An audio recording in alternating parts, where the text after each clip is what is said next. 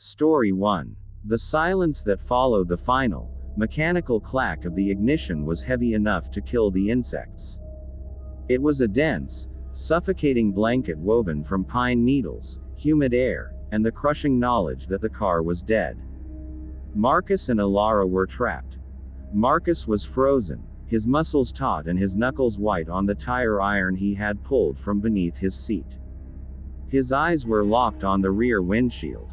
The faint, wavering pinprick of light, the reflection of the moon, or perhaps a distant star, caught in something slick and glass-like, had vanished the second the rhythmic thudding footsteps stopped.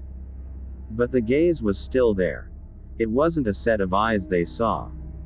It was the intense, physical sensation of being observed by a mind that was patient, predatory, and infinitely old. It felt like a current of refrigerated air had slipped inside the car, chilling the sweat on their backs. "It knows we're here," Elara whispered, her voice a dry rasp. Her chest was heaving, but she dared not make another sound. "It's nothing," Marcus hissed, trying to force courage into his own throat. "It's someone playing a sick joke. They broke the distributor cap, or something, and they're walking around. We just have to stay quiet." He raised his hand slowly toward the radio, fumbling for the volume knob. He had to break the silence, had to replace the suffocating pressure of the woods with noise, any noise. He twisted the knob. The speaker spat out a violent, angry static, loud enough to make them both jump. He fumbled to turn it down, but before he could, the static abruptly evaporated. In its place came music. It was an upbeat, tinny swing tune, a jazz standard from the 1940s, complete with crackle and hiss, played at a volume just slightly too loud for the confined space of the car. It was the soundtrack of the era when the Phantom Killer had hunted these very roads. The music was a mockery, a gaudy fanfare announcing their execution. Clang. A faint metallic sound came from the passenger side, near the wheel well. It was the sound of something hard, like a piece of iron or heavy canvas, brushing the chrome bumper. Marcus gripped the tire iron so tightly his hands started shaking. He turned his attention from the back to the side window. The glass, black with reflection, showed only the interior of the car, Elara's pale, sweat-streaked face reflected next to his own. "Lock the doors," he whispered urgently. "They are locked, Marcus. I locked them the second the engine died." He checked his own door handle, trying to pull the interior lever. It was stuck. Locked. He slammed the heel of his palm against the lock pin. It refused to budge. A sickening realization crawled up his spine. The locks hadn't just engaged, they had been secured. They were sealed inside a steel box. The music, still chirping its cheerful, deadly tune, suddenly warped. The rhythm stuttered, the cheerful trumpet dissolving into a long, descending wail that sounded less like brass and more like a woman screaming, pitch shifted into a lower, impossible key. Elara clamped her hands over her ears, tears streaming down her face. "Make it stop. I can't breathe. It's just sound. Elara, it's just..." Bam! Something struck the driver's side door with incredible force, shaking the entire vehicle on its suspension. The cheap, plastic door handle shield, which had resisted Marcus's frantic locking attempt, snapped with a sharp crack. The smell hit them instantly, a reek of stale swamp water, decaying leaves, and something horribly, chemically sweet, like formaldehyde. It rushed in through the air vents, making them gag. "I didn't do it for the money, Marcus." Elara suddenly screamed, her voice breaking, the words tumbling out uncontrollably.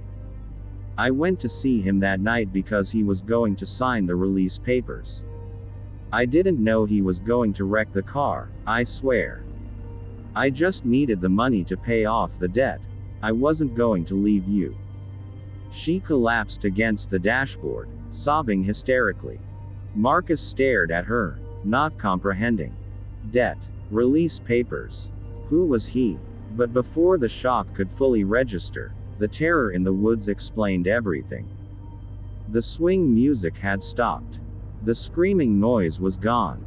In the vacuum of sound, a new noise emerged from outside the car, close enough to be right at the door frame. It was a dry, awful, rattling sound, like someone trying to clear their throat while breathing through burlap. It was a laugh.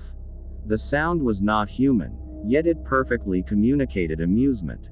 Amusement at Elara's sudden, stress-induced confession. The phantom hadn't just found them. It had instantly zeroed in on the fracture in their relationship, the hidden weakness, the secret that had been eating them alive. It was feeding on their guilt. "You don't have to stay with me, Elara," Marcus managed, his voice hollow. "You can go. You can leave now." The rattling laugh grew louder, closer. It seemed to be vibrating the metal of the car door. Marcus looked up, desperately searching for a way out. The passenger door, the driver door, the rear door, all sealed. His eyes landed on the back window. The trunk. The trunk, he mumbled. "If I can get to the trunk, release. The back seats fold down. We go through the trunk." He scrambled into the back seat, kicking camping gear aside. He found the small, almost invisible manual release lever for the back seats, a relic of the Mustang's original design. He yanked it, and with a jarring clunk, the seats folded forward, revealing the shallow, grimy interior of the trunk. He climbed over the seat and squeezed into the tight space, the tire iron gripped tightly. The air back here was stifling hot. He reached forward and found the emergency glow in the dark trunk release handle, mandated on modern cars. He yanked it. The trunk latch clicked open with a sound that seemed deafening in the silence. He shoved the lid up, the hinges groaning in protest. He crawled out, hitting the damp, soft earth. He looked back at Elara, whose head was still buried in her hands. "Elara, now, get out here." She lifted her head, her face blotchy and ravaged, but recognition, and then resolve, returned to her eyes. She squeezed through the folded seats and tumbled into the trunk. As she crawled out, the rhythmic thud, thud, thud began again. It was closer than before, originating from the dense brush just 10 yards to the left of the car. The phantom was rounding the vehicle. "Run. Don't look back," Marcus shouted, grabbing her arm. They bolted away from the car, plunging immediately into the deeper woods where the pine trees stood impossibly close together. The canopy was thick here, swallowing the meager moonlight. They ran without direction, driven only by the terror at their backs. They had gone perhaps 100 yards when they realized the thudding sound was not receding. It was keeping pace, always just behind them, always hidden by the next tree or the next shadow, never letting them get ahead, never letting them rest. Marcus stumbled over a thick root and crashed to the ground, pulling Elara down with him. He shoved the tire iron back into her hand. "If anything gets close, hit it. Hard. Don't hesitate." He pulled himself up, gasping, and stared back the way they had come. He saw it, or rather, felt the absence of light that defined it. Standing between two massive pine trunks, where the darkness should have been solid, was a figure. It was tall and angular, draped in what looked like heavy, tattered canvas or burlap. It had no discernible features, just a slope of shoulder and the suggestion of arms hanging loose at its sides. But the moonlight filtered through the canopy, leaving patches of silver and black shadow across the forest floor. None of the silver touched the figure. It absorbed every shred of light, existing as a two-dimensional cutout in a three-dimensional world. The rhythmic thud stopped. The phantom raised one hand slowly, almost delicately, and pointed toward them. It didn't move, but the sheer force of its focus, that cold, terrible gaze, was a physical punch. Marcus felt his lungs seize. He heard a whisper inside his head, not voiced, but felt, like a thought projected directly into his skull. Why run, Marcus? The road is closed. I sealed it for you. He's not running, Elara whimpered. He's just standing there. Why? He doesn't need to, Marcus whispered back, hauling her up. He controls the space. They stumbled deeper into the woods, the sensation of the pointed hand pinning them like insects to a specimen board. After another agonizing quarter mile, they crashed into a small clearing and found a ruin, the remnants of a hunting shack, half collapsed, with a sheet metal roof barely held up by rotting timbers. It offered no defense, but it offered a boundary. They scrambled inside, kicking aside old bottles and rusted traps. They huddled against the back wall, listening to the vast, mocking silence return. The thudding had stopped. It's waiting, Elara gasped, clutching the tire iron. Marcus nodded, frantically scanning the shack's interior. In the far corner, tucked beneath a pile of dry moss and leaves, he saw a lump of something dark. He crawled toward it, pulling the moss away. It was a decaying leather satchel, stained black with time and moisture. It felt brittle and ancient under his touch. His pulse quickened with morbid curiosity. A relic. Evidence. He pried the leather flap open. Inside, preserved by the dry interior, were two items: a woman's silver powder compact and a scrap of linen handkerchief, yellowed with age, bearing a dark, rust-colored stain. This was no historian's prop. This was real. This belonged to one of the victims from 1946. Don't touch it, Elara warned, seeing the horrified fascination on his face. Marcus ignored her, driven by the teacher's compulsion to investigate. He lifted the compact. It was heavy, ornate, and remarkably intact. He thumbed the clasp, and the lid sprang open. Inside, the mirror gleamed perfectly, reflecting the flashlight beam from his phone. Elara, Marcus, the broken shack, all there. Then, the reflection shifted. Elara's reflection didn't change, but Marcus's did. His image in the compact mirror was suddenly distorted, his eyes wide with an impossible, reflected terror. And standing right behind his reflected shoulder, inside the small silver circle, was the phantom. Its head, framed by the tattered burlap hood, tilted slightly. In the center of where a face should be, two dark, perfectly round holes reflected the light. They were not eyes. They were empty sockets of pure shadow. Marcus dropped the compact with a cry. It clattered on the dirt floor, the mirror reflecting the ceiling beams. The moment it hit the floor, the metallic sheeting of the shack's roof began to vibrate. It started as a low, deep thrum, then escalated to a high-pitched, agonizing whine. The temperature plummeted. Their breath steamed immediately. The air inside the small shack became instantly glacial, the kind of cold that feels wet and aggressive, attacking the bone. The source of the cold was the wall nearest the woods. It was pushing inward. The wooden planks of the shack began to crack. Not from a physical blow, but from the sudden, profound change in atmospheric pressure and temperature. The sound of wood splitting filled the air, the dry timbers shrieking in protest. Marcus realized the entity wasn't a physical body that could be hit with a tire iron. It was a force of extreme dread and environmental distortion. It was the collective fear of every victim who had ever died alone in the pine woods, given form and patience. He shoved Elara toward the far end of the shack where the back wall was weaker. It's freezing us out. We have to move, now. They crashed through the rotting planks of the back wall, falling down a slight embankment into a dry creek bed thick with fallen branches. They could hear the sheet metal roof of the shack collapse behind them with a terrible, echoing roar. They scrambled out of the creek bed and started running again, but this time, the pursuit was different. There was no thudding. There was only the cold. The profound, aggressive cold followed them like a tidal wave, pressing them forward, forcing them to run until their lungs burned and their legs gave out. They were running not from a man, but from the freezing, silent embodiment of an unsolved murder, a fate that refused to rest, demanding new victims to feed the fear it embodied. They were no longer running to survive.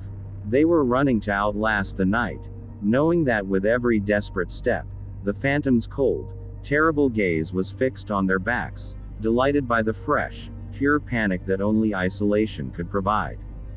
The main highway felt a million miles away, and the sunrise felt like a mythological event that would never come. Story 2. The Echoes in the Pine. The collapse of the hunting shack wasn't just a sound, it was an affirmation. It told Marcus and Elara that the entity hunting them was not bound by human rules, gravity, or physics. It used the elements of the Pine Barrens, the damp, the wood, the profound isolation, as instruments of its will. They scrambled out of the dry creek bed and onto a slight rise, their lungs tearing with the exertion. The cold, that aggressive, unnatural vacuum of warmth, was still surging, not like a gust of wind, but like a rising tide. It seized their clothing, instantly turning the fabric clammy and heavy. "We need fire," Marcus gasped, stumbling against a thick, moss-covered log. "We need to get to the fire kit." Elara didn't respond in words. She just shook her head violently, pointing a trembling hand toward the way they'd come. The temperature was dropping so fast it hurt to inhale. Ice crystals were already forming on the damp edges of the leaves nearest to the ground. The humid summer air was turning into a deadly freezer. The phantom had stopped manifesting as a shadow figure, but its presence was overwhelming. Marcus felt his core temperature plummet, but more terrifying was the psychological assault. The moment Elara's confession had broken the surface, the entity had been granted access to their hidden fears. "You let her tell you, Marcus. You knew the truth was coming. And you still kept her out here." The thought wasn't his. It was a cold, sharp intrusion that sliced through the panic. He looked at Elara, whose face was ghostly pale. Her lips were blue, but her eyes held a feverish, defensive light. "We can't go back for the car," she croaked, the sound barely audible. "It's waiting there. It locked us in." They pushed on, the cold wave at their backs acting as an accelerating force. The trees here grew thicker still, the forest floor a treacherous maze of roots and deep, rotting undergrowth. Marcus was running purely on adrenaline and the fear of freezing to death in July. He suddenly noticed a change in the terrain. The slight, upward slope became steeper, and the trees, though still pines, were older, with fewer lower branches, creating a slightly clearer understory. Then, Elara screamed. She wasn't screaming in terror. She was screaming in pain. She had tripped, and when she tried to push herself up, her left hand stayed planted in the earth. The skin where her palm met the damp moss was instantly white, clinging to the ground. "My hand. It's frozen," she cried, pulling it free. Marcus rushed back, examining her palm in the faint beam of his phone. The skin was indeed strangely stiff, white, and already beginning to glaze over with microscopic frost. The moisture in the air was flash freezing around the heat source of their bodies. "This isn't just cold," Marcus breathed. "This is targeted." He stripped off his thin, cotton hiking shirt and wrapped it around her hand, trying to insulate it with his own body heat. As he did, he felt the chill deepen, sinking past the layers of muscle and sinew, right into his bones. It felt like being submerged in liquid nitrogen. "You deserve the cold, Marcus. You left her alone with the secret." He recoiled from the thought, shaking his head fiercely. "Shut up," he muttered, surprising Elara. "Did you hear something?" she asked, tears freezing on her cheeks. "No. Just keep moving. Up. I think the slope means we're nearing higher ground. Maybe a ridge line." They struggled onward, using the trees for support. The aggressive cold seemed to recede slightly as they gained elevation, as if the phantom's power was strongest at the low, marshy ground of the old Lover's Lane. After what felt like hours, they reached the apex of the hill. It was crowned not by a dense thicket, but by an open platform of rock and sparse, scrubby brush. And in the center of the platform stood a derelict structure of steel and wood, an old forestry fire tower. It was salvation. Or so they hoped. The tower was massive, perhaps 80 feet high, leaning slightly to the west. Its steel beams were rusty and pitted, but the observation cabin at the top looked marginally intact, a promise of shelter and distance from the freezing ground. "We have to get up there," Marcus stated, ignoring the terrifying climb ahead. "It's higher, drier. Maybe we can find something to signal with." The base of the tower was secured by concrete anchors, and the ladder, a cage of rusting iron, stretched into the moonlit sky. The first few rungs were slick with condensation and frost. Marcus went first, testing the rungs with meticulous care. The metal groaned beneath his weight, but the structure held. The climb was dizzying. Below, the Pine Barrens stretched out like a vast, black sea, with the small, dim light of their dead Mustang a distant, mocking speck. Elara followed, her movements stiff from the cold and the pain in her hand. Halfway up, she froze. "Marcus, look down," she whispered, her voice barely carrying through the air. He looked. The platform below was now eerily clear, bathed in the sharp, silver moonlight. And something had appeared. It was not the phantom figure, but a different manifestation of the terror. Directly beneath the tower, the ground was moving. Not earth shifting, but the shadows themselves. They were lengthening, deepening, and flowing toward the tower base like black ink spilling across the rock. The shadows coalesced, twisting and writhed, forming an impossibly deep black pool at the tower's base. It looked less like shade and more like a tear in reality, a portal of profound darkness. "You can't escape the ground, Marcus. It's where everything ends." The thought returned, colder and sharper this time. It brought with it a distinct, sensory memory that was not his own, the feeling of coarse burlap being pulled over a face. The smell of cheap perfume and gasoline. Marcus scrambled higher, pulling Elara after him. "Don't look down. Don't stop for anything." They reached the observation cabin, a cramped, dusty box approximately 10 feet by 10 feet, enclosed by grime-streaked glass on all sides. Marcus kicked the warped, wooden door inward and dragged Elara inside.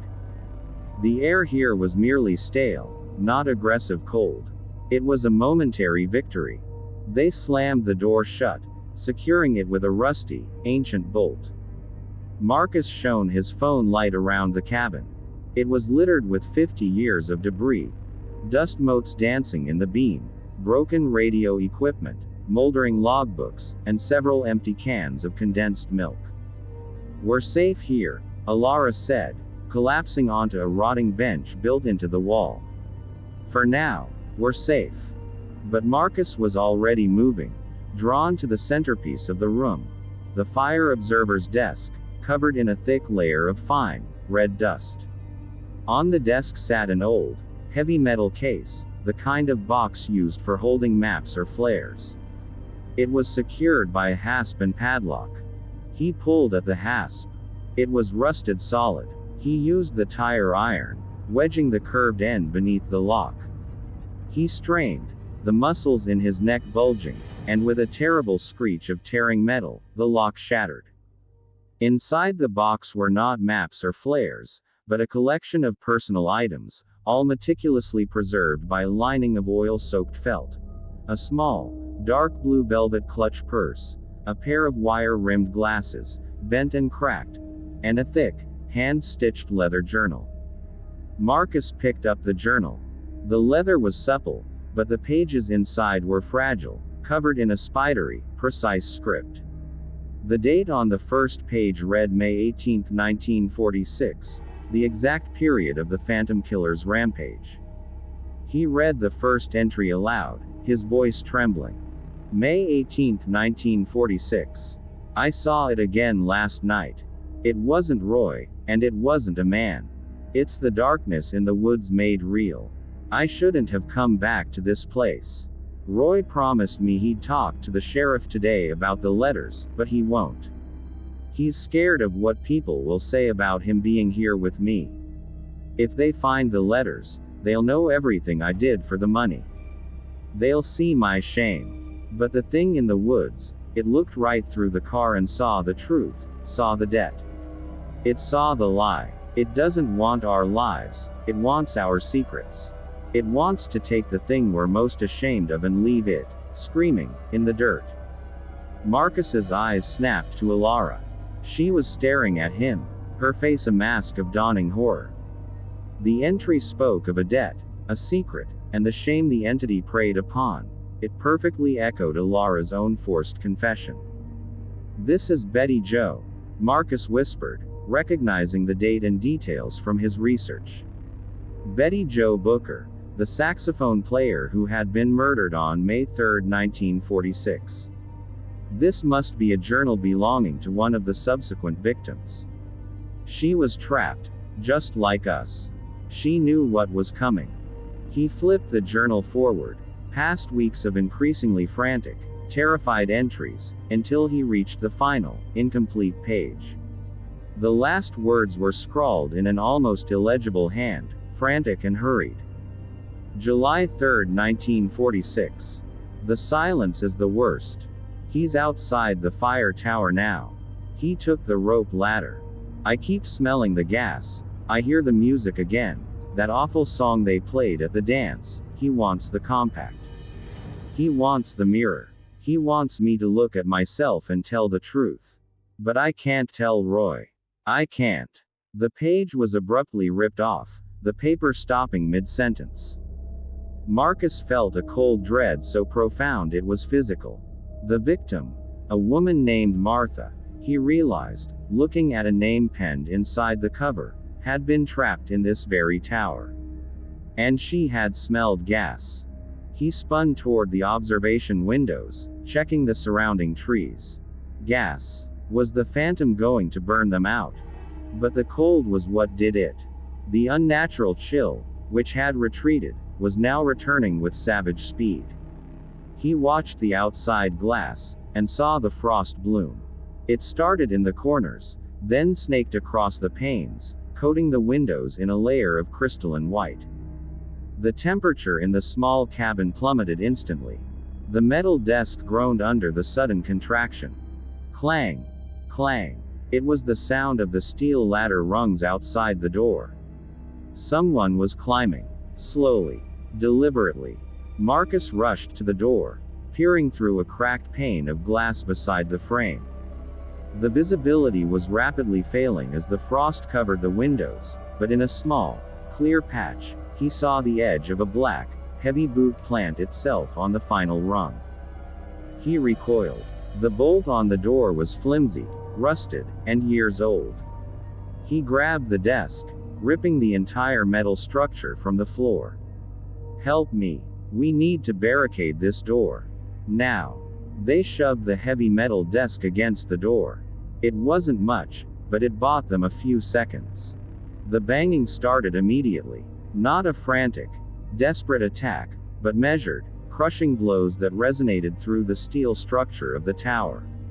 Each whump was synchronized with a renewed blast of the deep cold, forcing the air out of the cabin, stealing their breath.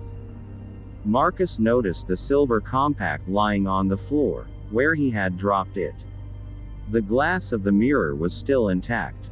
He stared at it, compelled, remembering the shadow that had been reflected behind him. Look at yourself, Marcus. He raised the compact. In the reflection, he saw his own haggard face, his frantic eyes. But beneath his own face, superimposed like a double exposure, was the faint, ghostly image of another man, young, neatly combed, utterly terrified. And the man was staring at him, pleading. And then, the sound of tearing metal, The ancient bolt on the door snapped with a final, sickening crack. The desk slid violently inward, scattering metal cans and broken glass. The door swung open, revealing the void of the night and the relentless frost that now clung to every surface of the cabin. Standing in the doorway, framed by the moonlight and the swirling moisture, was the phantom. It was no taller than a man, but its silhouette seemed to drink all dimension from the scene. It was draped in the same coarse, dark burlap, its hands huge and misshapen. It carried no weapon.